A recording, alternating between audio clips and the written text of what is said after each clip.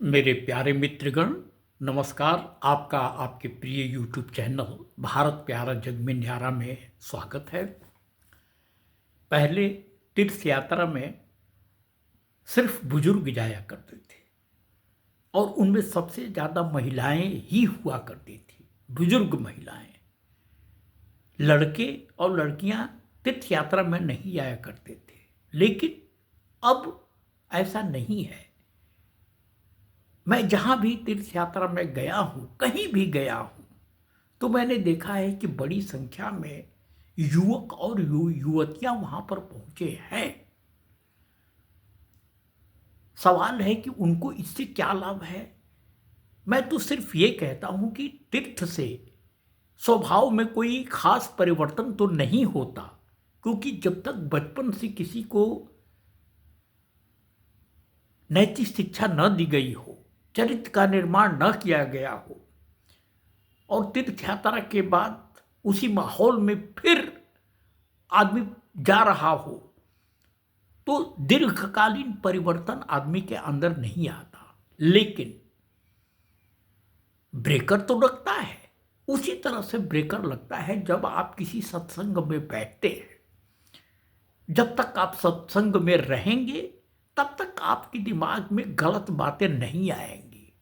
इसी तरह से जब आप तीर्थ यात्रा पर जाते हैं तो कम से कम उस दौरान आपके दिमाग में गलत बातें नहीं आती हैं। तो यह ब्रेकर का काम करता है। समाज अगर गलत दिशा में जा रहा है तो उसमें यह ब्रेकर का काम करता है।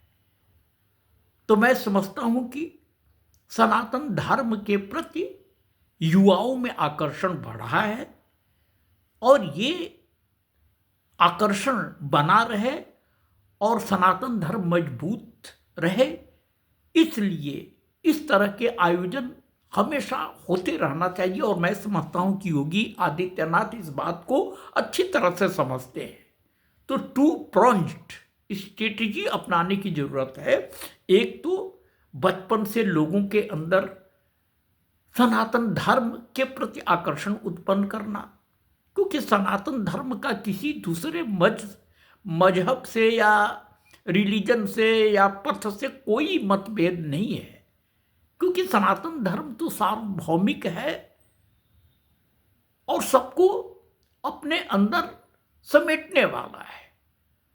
तो बच्चों से लेके बुजुर्गों तक अनवरत सनातन धर्म की शिक्षा देने की जरूरत है और इस तरह से तीर्थाटन की व्यवस्था के लिए उचित वातावरण उत्पन्न करने की जरूरत है, इंफ्रास्ट्रक्चर बनाने की जरूरत है। और मैं समझता हूं कि योगी आदित्यनाथ इस मामले में बहुत आगे चल रहे हैं और उनकी कोशिश यही है।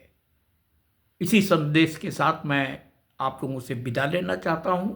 मैं मिलूंगा आपसे फिर किसी दूसरे वीडियो में। तब तक के लिए आप हमें इजाज़त दीजिए। आपका बहुत बहुत धन्यवाद। भारत माता की जय। वंदे मातरम। जय हिंद।